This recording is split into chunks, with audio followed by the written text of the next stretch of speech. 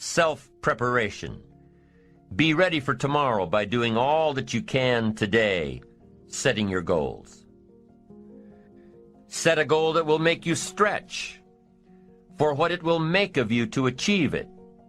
What a brand new reason for setting goals. What an all-encompassing challenge to have a better vision of the future, to see what it will make of you to achieve it. So there you have the two components of positive self-direction. Number one, self-knowledge, knowing who you are and what you want to do with your life. And number two, self-preparation, getting ready for the opportunities before they come your way. You need both aspects for positive self-direction, figuring out who you are and what you want, and being prepared for the day you reach your goals, being ready, being worthy, becoming the person you need to be in pursuit of what you want. What good is an opportunity if you're not prepared to take advantage of it? It's no good. Won't do a thing for you. Be prepared. Self-preparation. The benefits are, number one, it moves you toward your goals, and number two, it refuels your ambition. Be prepared. Get ready. This method of self-preparation involves 3 steps. Step 1. Carefully consider where the next opportunity for reaching your goal will originate. Where will it come from? Will it come from networking with your colleagues? Will it come from reading the last book that you bought? The book that's still sitting on your shelf waiting to give you some answers? Will it come from you taking the time to think it out? Where will it come from? The next opportunity that will push you forward. If you don't know, here's what you have to do. For each major goal of yours, the top priorities on your list, for each of these, take out a separate piece of paper, 1 single sheet per major goal, write down your goal at the top, and start listing all reasonable resources. Write down every possible place that you could find the opportunity to achieve this goal. And with each resource, classify them. Ask yourself, is this resource a sure thing? A good bet? About even chances? Unlikely? A long shot? Ask yourself these questions and classify all of the resources you have written down. That's the first step. The second step in this method of self-preparation is to make sure you know what you need to do to be prepared for your opportunities.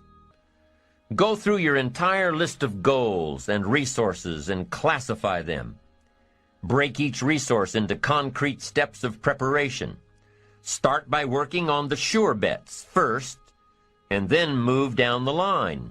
The long shots will come through every so often, but start with the resources that will serve you best now.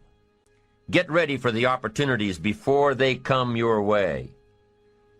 Step 3 in the self-preparation method is to do all you can to make each opportunity more likely to happen. After you've determined what you have to do to get ready, to be prepared, after you've determined this, see what you can do to expedite the process. What can you do to increase the likelihood of this opportunity? Go over it and over it and over it. Use these three methods again and again as you assess where you are now and where you have to go next to keep moving toward the achievements that are most important to you. Step 1, consider your resources. Step 2, determine what you have to do to get ready. Step 3, expedite the opportunities. And by the way, this method of self-preparation works wherever you are in your journey, whether you're close to your goals or whether you're just starting your journey of self-direction. This method works. Have working knowledge to draw from. Continually work on yourself in preparation of where you want to be. Build a reservoir of thoughts and ideas and philosophies and experiences that are your own. Build, grow, change, get ready, be prepared. Be prepared for a life worth living. Now here are the 4 ifs that make life worthwhile. Number 1, life is worthwhile if you learn. Nothing worse than being stupid.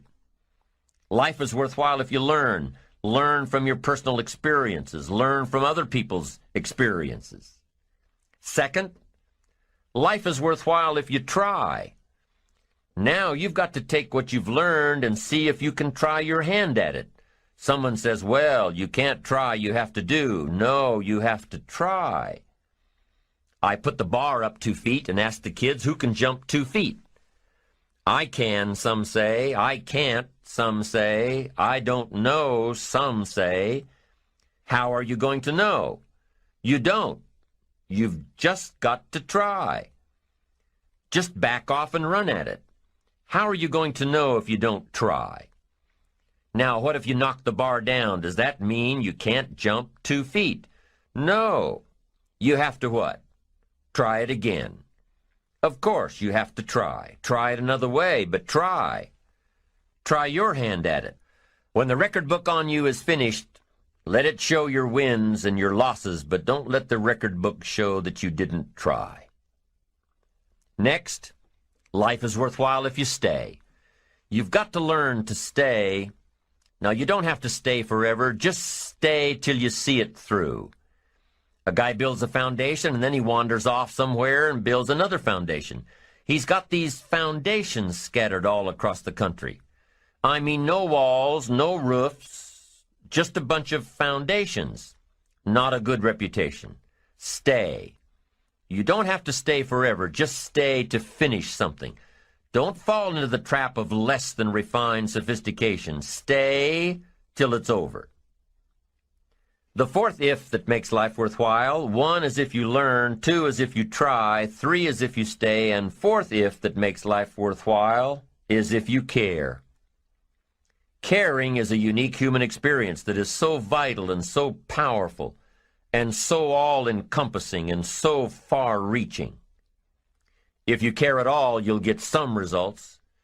If you care enough, you can get magnificent results. To lead a life worth living, you've got to learn, you've got to try, you've got to stay, and you've got to care. Taking responsibility for your own life, taking responsibility for whatever happens to you, knowing that you have consciously made the decisions that are now affecting you, knowing that what is happening now, today, is the direct result of your activity, what you did yesterday. Self-reliance is basically counting on yourself. Now, being self-reliant doesn't mean you can't work with others or trust others. Self-reliance means counting on yourself, trusting yourself, being confident with yourself, being responsible to yourself, trusting your own instincts, trusting the conclusions that you have developed from your study of experiences and philosophies, taking the credit that is due you, learning from the mistakes that you have made, being self-reliant. Gestalt psychologists give an example of being self-reliant. They say that you're responsible for getting caught in the rain. They say that by deciding not to carry an umbrella every day, you have made the decision to endure an occasional drenching. Translation: By not being prepared, you make the choice of getting caught in some of life's unpleasant circumstances. Be they rain, failures, economic losses, relationship losses, professional losses, personal losses. By not being prepared, thinking ahead, it's your choice. Now here's the other side of it. By being prepared, you increase your chances of success. You increase the likelihood. By being prepared, you increase your chances of success, of seizing opportunities when they come your way, of being ready within yourself to take advantage of once-in-a-lifetime situations. Some people tend to blame others for their mistakes, blame others for their failures. Somebody says, it's not my fault the report isn't done, so-and-so didn't do their part. Of course it's your fault. It's your report too. It's your responsibility to see that everyone you delegated work to does their part. Now, you can't control what others around you do, but it's in your own best self-interest, your enlightened self-interest, that you stay on top of things, especially if it's going to affect your future. You think your boss cares that John didn't do his part? You think he sees John as the bad guy? Of course not. All he sees is that the report isn't done, bottom line. Be responsible for the things that affect you. You can make sure you're more responsible by checking in with those people who are working with you, the people who make up your team. You can be more responsible by saying, hey, John, how are you doing with your part? Do you need some help?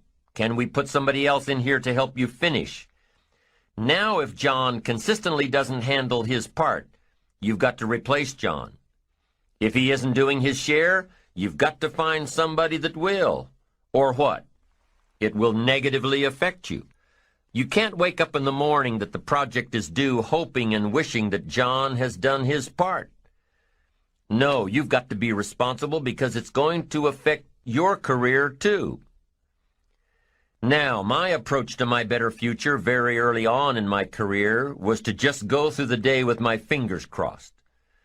And I used to say something like, I sure hope things will change for the better. Then here's what I found out. They're not going to change. Somebody says, well then, how will my life ever change? Answer, when you change. When you change, when you get better, it'll get better.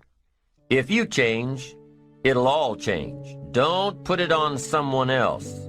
Hope that someone else will change it for you. Take responsibility for yourself. Take personal responsibility.